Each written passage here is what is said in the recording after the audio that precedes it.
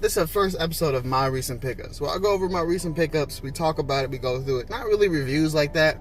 I'm kind of over those, but day in the life, and we talk about things, and we talk about the recent shoes I picked up, and we just leave it like that. So, welcome to the first episode of that, and let's get it.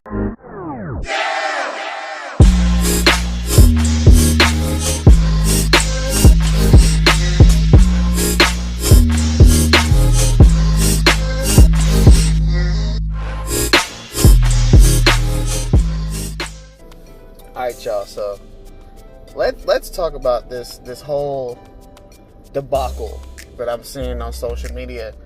And it's about back in the day where 6 rings and dub zeros had their moment. Fusions as well. I don't understand a few things about this conversation.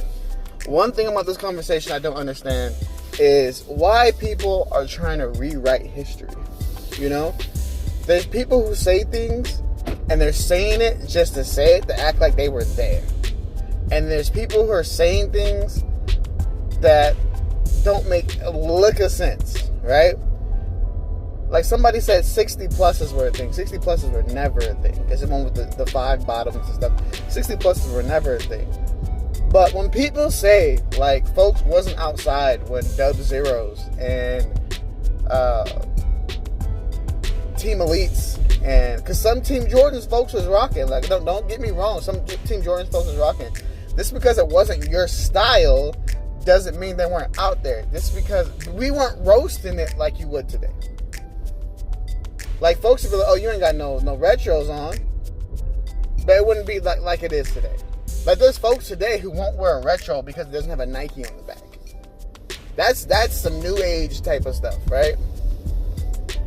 The same thing goes for mids. I don't care what anybody says. I grew up where mids was cropping. They weren't releasing OGs like that all the time. And they had the Jumpman on the back. Like, they were releasing mids just like that. And people were copping those. The Old Love, New Love pack was a mid pack that I have currently.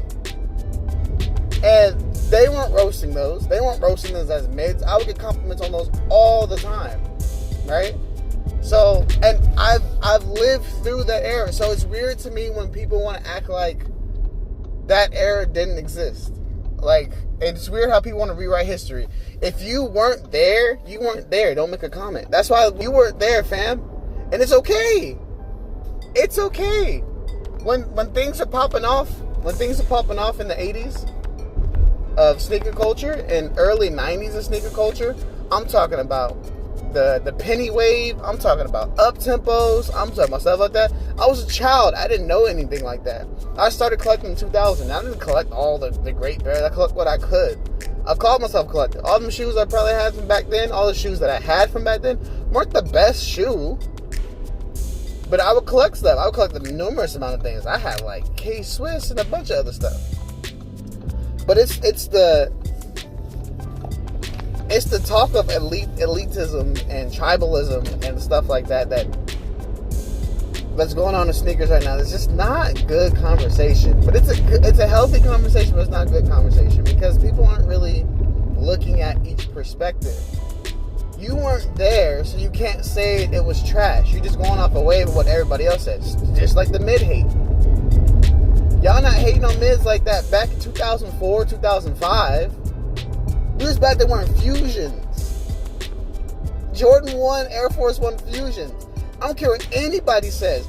Were a lot of those models hideous? Absolutely. Did I have a pair of Air Jordan 3 Fusion Air Forces? Absolutely. Did people have the Jordan 1 Fusion Air Forces? Absolutely. The 8 Fusion Air Forces? Absolutely. The 12 Fusion Air Forces?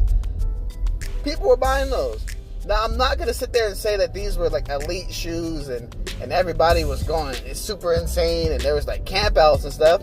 I'm not saying all that, but what I'm saying is folks were wearing those joints. Folks were wearing those shoes.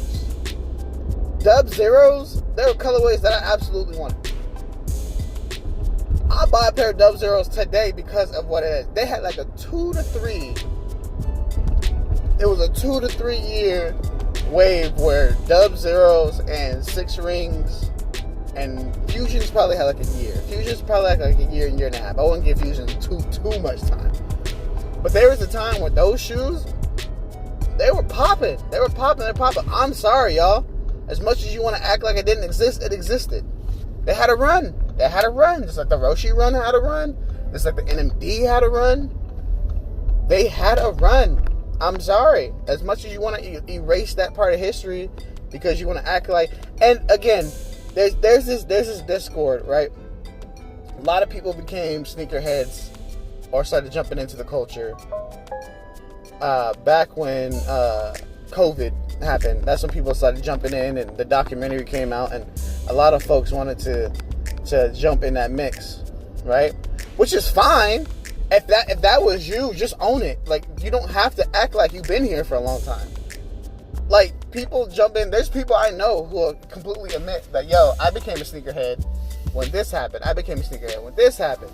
And that's fine. We got folks who in sports want to act like they've been watching basketball, NFL since early 2000. You don't have to be that person.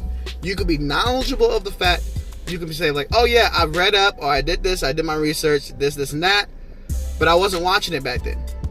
And that's fine, but don't act like you know. It's similar to people like, oh yeah, Michael Jordan was a bad three-point shooter.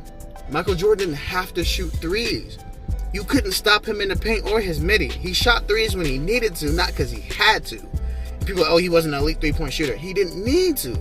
Man averaged 30 points by shooting twos. See, when people say things, that's when I know, oh, you weren't there. I've seen MJ play. I've seen Jordan play. So the same thing is like, I might not look that old. I'm 34. But I've seen Jordan play for the Bulls, and I've seen Jordan play for the Wizards. Huge Jordan fan. I was a Jordan fan before the sneakers. But, like, we gotta stop acting like those times didn't exist because you want to be in the conversation. It's okay to learn from things. That's why when things happened in the 80s or early 90s that I really wasn't a part of in sneaker culture, when the OGs are speaking about it, I'm listening. I'm not coming up with stories about how I was there. I'm listening to it. Campouts, I was a part of it. So if you weren't a part of campouts, don't make up a story about a campout. Just educate yourself. Sit there and enjoy those stories, because you have stories of bots or other things afterward that you can show to them or the new culture. We don't gotta act like we've been to the place. I think that's my main thing, is folks want to act like they've been there before, and you haven't. And it's okay if you haven't. Just enjoy the conversation. Enjoy the discord, because that's what it's all about. That's sneaker culture for me. Conversation. That's how I fell in love with sneaker culture. Learning from people who've been through certain situations, or learning from people who had certain things, or things about releases. Like the shoe we're going to talk about today, I was in high school when it dropped. Did I know about the Undefeated 4? Absolutely, because I love shoes, and my friends would talk about shoes and stuff like that. But we knew we weren't going to purchase it. Our family wasn't going to spend that money on it. We didn't have the access to it. So I'm not going to sit there and act like I was there. But I'm going to sit there and know that, yo, when I seen the shoe, first of all, I'm a fan of green. So anything releases green that I find is dope, I'm going to sit there and be like, yo, when I seen the shoe, I loved it. Was I going to be able to get it? Absolutely not. I don't have a story about sitting in line for it. I don't have a story about trying to get it online. I didn't go into Undefeated and beg and plead and start dancing. None of that. But I do want the shoe. But I couldn't get it. And as the story goes on, the shoe got mad expensive, and I definitely wasn't gonna get it. So we're gonna have a conversation about that. But I just want to put that first dialogue up. Like, yo, you don't have to act like y'all been there before. You don't have to act like this. And then for the people who are like gatekeeping to the point where you keeping people out the conversation, that's not good too, because then we're not having a healthy dialogue on what we need to talk about. In order for people to be like, to feel comfortable not having to act like they've been in that space, we have to let them feel comfortable in the space. But that's my TED Talk for today.